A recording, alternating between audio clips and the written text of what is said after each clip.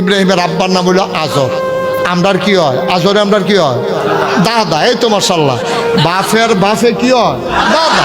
তো ইব্রাহিমে যখন কইছে আইসা না, তখন ডাক দিছে আজররা। আজররা ডাক দিয়া নমরুদে কয়, আই তোমার ফুতে গো? কয় আছে তো, মা ডই আছে।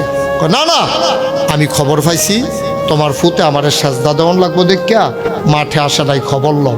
আজরে মনে মনে কয় তে না হওয়ার সম্ভাবনা আছে, কারণ তে আগেও একটু দেইরা আছি।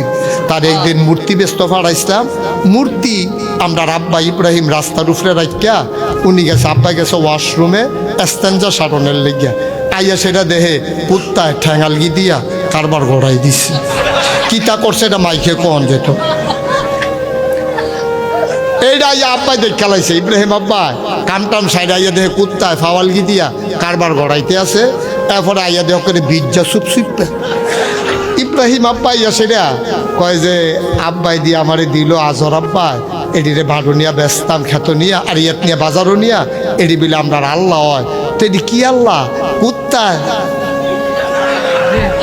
বিজাই লাইলো। এখান একবার কইতেও পারে না যে শীত করে, এটাও তো কইতে পারে না। তো এখান দিয়ে কোনো মাতলো না, কিচ্ছু না। তো আব্বাই আইয়া সেটা জিজ্ঞাসা, এই তোমরা এই কাম কে করছে? মূর্তি কি আর কথা কয়? আব্বাই সেটা মূর্তি ভাঙ্গা এটিরে খাড়ির মধ্যে কইরা থুবাই আবার বাইক লইয়া গেছে।